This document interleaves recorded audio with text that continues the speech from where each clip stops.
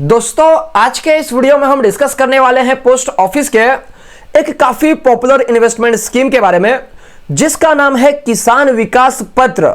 और इस investment scheme के अंदर आपको एक साथ में कुछ पैसा इन्वेस्ट करना होगा, जमा करना होगा, और यहां पे जब आपका जो इन्वेस्टमेंट अमाउंट है वो इंटरेस्ट के साथ में डबल हो जाएगा तब ये स्कीम आपका मैच्योर हो जाएगा और यहां पे पूरा पैसा आपको मिल जाएगा। यानी कि यहां पे अगर आप 1 लाख रुपए का इन्वेस्टमेंट करेंगे तो यहां पे आपका 1 लाख रुपया जो है वो जब इंटरेस्ट के साथ में 2 लाख रुपया हो जाएगा तब ये स्कीम आपका मैच्योर हो जाएगा और यहां पे पूरे 2 लाख रुपया आपको एक साथ में मिल जाएंगे। यानी कि यहां पे आप ऐसा कह सकते हैं कि इस स्कीम के अंदर जब आपका पैसा डबल हो जाता है तब यहां पे आपका स्कीम मैच्योर हो जाता है और आपको पूरा पैसा मिल जाता है। और यहां पे आप मिनिमम 1000 रुपए से भी इन्वेस्टमेंट स्टार्ट कर सकते हैं। और क्योंकि एक पोस्ट ऑफिस का स्कीम है तो यहां पे कोई भी रिस्क नहीं है, गवर्नमेंट की गारंटी होती है।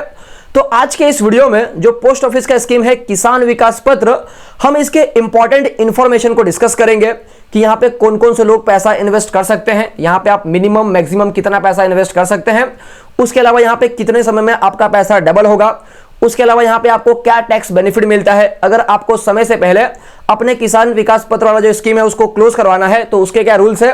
तो इस तरीके से हम कुछ इंपॉर्टेंट इंफॉर्मेशन को डिस्कस करेंगे जो आपको पता होना चाहिए। तो आज की जो ये वीडियो है वो काफी इंटरेस्टिंग, काफी नॉलेजेबल है। आपसे रिक्वेस्ट ये है दोस्तों कि वीडियो पूरा एंड तक देखना ताकि कोई भी इंपॉर्टेंट पॉइंट मिस ना हो जाए।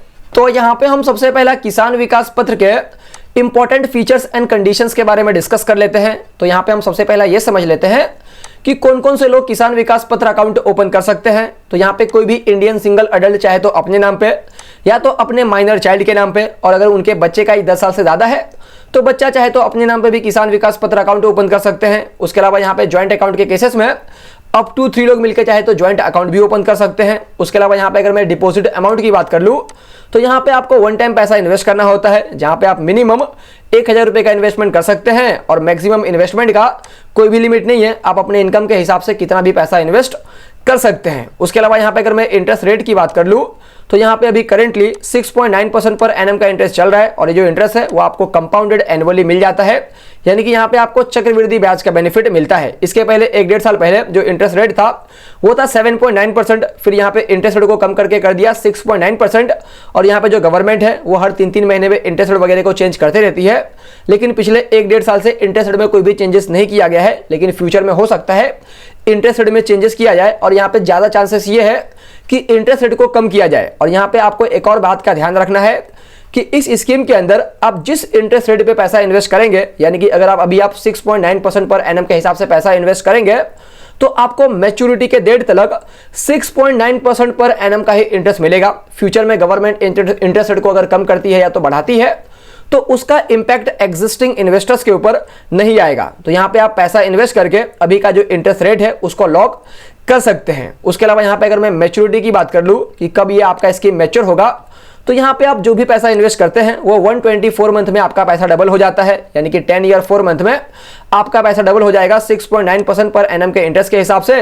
और हमने डिस्कस भी किया था कि जब आपका पैसा डबल हो जाएगा तब ये स्कीम आपका मैच्योर हो जाएगा। तो यहाँ यानी कि यहाँ पे 10 ईयर 4 मंथ में आपका ये जो स्कीम है वो मैच्योर हो जाएगा। उसके अलावा यहाँ पे अगर मैं प्री मैच्योर क्लोजर्स की बात कर लूँ कि यहाँ पे अगर आपको 10 ईयर 4 मंथ से पहले इस स्कीम को क्लोज करवाना है तो उसका क्या कंडीशंस है। तो यहाँ पे जनरल तौर पे यहाँ पे आप अपने स्कीम को 2 साल 6 महीने के पहले क्लोज नहीं करवा सकते। यानी कि यहाँ पे 2 साल 6 महीने का लॉक इन पीरियड है, उसके बाद आप चाहे तो क्लोज करवा सकते हैं। लेकिन यहाँ पे कुछ कंडीशंस है जिस कंडीशंस के अंदर आप चाहे तो 2 साल 6 महीने के पहले भी इस स्कीम को क्लोज करवा सकते हैं। तो वो क्या कंडीशंस है। तो यहाँ पे जो अकाउंट होल्डर है अगर उनका बाई चांस डेथ हो जाता है सिंगल अकाउंट के केसेस में, और ज्वाइंट अकाउंट के केसेस में कोई भी एक अकाउंट होल्डर का या तो सारे ही अकाउंट होल्डर का अगर डेथ हो जाता है तो उस केसेस में इस स्कीम को क्लोज करवा के जो भी इनके नॉमिनी है, जो भी इनके फैमिली मेंबर है, उनको पूरा पैसा मिल जाएगा विथ इंटरेस्ट। उसके अलावा यहाँ पे अगर आप अपने इस स्कीम को कहीं पे गिरवी रख के लोन वगैरह लेते हैं और यहाँ पे सामने वाला आपके स्कीम को फोर फीचर कर देता है तो उस केसेस में भी प्री मैच्योर क्लोजर किया जा सकता है। और यहाँ पे अगर कोर्ट वगैरह का कोई ऑर्डर आता है कि इस स्कीम को प्री मैच्योर क्लोजर किया जाए तो उस केसेस में भी प्री मैच्योर क्लोजर किया जा सकता है। उसके अलावा यहाँ पे आप किसान विकास पत्र अकाउंट किस तरीके से ओपन कर सकते हैं, तो इसके लिए सिंपली आपको इस वीडियो के नीचे डिस्क्रिप्शन में एक लिंक दिया होगा, सिंपली आपको उस लिंक के ऊपर क्लिक करना है एंड लिंक पे क्लिक करने के बाद में आपके सामने में हिंदी में किसान विकास पत्र का एक आर्टिकल आ जाएगा। तो यहाँ पे इस आर्टिकल के अंदर किसान विकास पत्र के बारे में सारा इंफॉर्मेशन हिंदी में दिया हुआ है। इस वीडियो के अंदर कुछ जो छोटी छोटी चीजें वो मैंने कवर नहीं किया है, वो भी यहाँ पे आपको देखने मिल जाएगा। एंड यहाँ पे आप ये भी देख सकते हैं कि किसान विकास पत्र के लिए क्या एलिजिबिलिटी की जरूरत है, यहाँ पे क्या क्या डॉक्यूमेंट की जरूरत पड़ती है, और यहाँ पे आप किसान विकास पत्र के अंदर किस तरीके से अप्लाई कर सकते हैं, इसका भी इंफॉर्मेशन आपको मिल जाएगा। मैंने इस वीडियो के अंदर नहीं बताया ताकि वीडियो लंबा ना हो जाए, तो इस तरीके से यहाँ पे आपको काफी इंफॉर्मेशन किसान विकास पत्र का बिल्कुल सिंपल तरीके से हिंदी में यहाँ पे आपको देखने मिल जाएगा। तो अगर आप हिंदी में और भी इजी तरीके से किसान विकास पत्र को समझना चाहते हैं तो यहाँ पे आप चाहे तो इस आर्टिकल को भी पढ़ सकते हैं। इसका लिंक आपको इस वीडियो के नीचे डिस्क्रिप्शन में मिल जाएगा। यहाँ पे अब हम किसान विकास पत्र के अदर इंपॉर्टेंट फीचर्स और कंडीशंस के बारे में भी डिस्कस कर लेते हैं। तो यहाँ पे सबसे पहले अगर हम प्लेजिंग ऑफ अकाउंट की बात कर ले तो यहाँ पे आप चाहे तो अपने किसान विकास पत्र को गिरवी रख के बैंक वगैरह से लोन वगैरह भी ले सकते हैं। उसके अलावा यहाँ पे एक पर्सन चाहे तो अपने नाम पे एक से ज्यादा भी किसान विकास पत्र अकाउंट ओपन कर सकते हैं। यानी कि आपने आज अपने नाम पे एक किसान विकास पत्र ओपन किया, कल चाहे तो एक और कर सकते हैं, परसों चाहे तो एक और कर सकते हैं, या तो एक महीने के बाद में एक और कर सकते हैं, या तो एक साल के बाद में एक और कर सकते हैं। इस तरीके से एक पर्सन चाहे तो अपने नाम पे मल्टीपल किसान विकास पत्र अकाउंट ओपन कर सकते हैं। अब इसका क्या बेनिफिट होगा, तो इसको हम सिंपली एग्जांपल से समझे तो फॉर एग्जांपल आपने 5 साल तक हर साल अपने नाम पे एक एक किसान विकास पत्र अकाउंट ओपन किया, तो यहाँ पे जब आपका पहला किसान विकास पत्र अकाउंट मैच्योर होगा तो यहाँ पे उसके बाद में लगातार 5 साल तक आपका एक एक किसान विकास पत्र अकाउंट मैच्योर होते रहेगा और यहाँ पे आपको कंसिस्टेंट हर साल कुछ ना कुछ पैसे मिलते रहेंगे। तो इस तरीके से आप चाहे तो मल्टीपल किसान विकास पत्र अकाउंट ओपन करके आप यहाँ पे रेगुलर इनकम भी जनरेट कर सकते हैं। उसके अलावा यहाँ पे किसान विकास पत्र को एक पर्सन से दूसरे पर्सन के नाम पे भी ट्रांसफर किया जा सकता है, लेकिन इसके पीछे कुछ कंडीशंस है। तो क्या कंडीशंस है, तो यहाँ पे सबसे पहला कंडीशंस ये है कि जो भी किसान विकास पत्र अकाउंट के होल्डर है, जो भी यहाँ पे अकाउंट होल्डर है, अगर उनका बाई चांस डेथ हो जाता है तो यहाँ पे उनके नॉमिनी या तो उनके लीगल हेयर के नाम पे ये अकाउंट को ट्रांसफर किया जा सकता है। उसके अलावा यहाँ पे अगर ज्वाइंट अकाउंट है तो ज्वाइंट अकाउंट के केसेस में अगर किसी भी अकाउंट होल्डर का डेथ हो जाता है तो यहाँ पे जो भी बाकी के ज्वाइंट होल्डर है उनके नाम पे इस अकाउंट को ट्रांसफर किया जा सकता है। उसके अलावा यहाँ पे अगर आपने अपने अकाउंट को गिरवी रखा हुआ है, लोन लिया हुआ है, और यहाँ पे जो भी आपका बैंक है वो चाहे तो इस अकाउंट को अपने नाम पे ट्रांसफर करवा सकते हैं अगर आप कोई लोन वगैरह देने में प्रॉब्लम करते हैं उस केसेस में, या तो यहाँ पे अगर कोर्ट वगैरह का कोई ऑर्डर आता है तो उस केसेस में भी अकाउंट को ट्रांसफर किया जा सकता है। उसके अलावा यहाँ पे अगर मैं टैक्स बेनिफिट की बात कर लूँ तो यहाँ पे आप जो भी पैसा इन्वेस्ट करेंगे उसके ऊपर आपको सेक्शन 80C का कोई भी डिडक्शन वगैरह नहीं मिलेगा।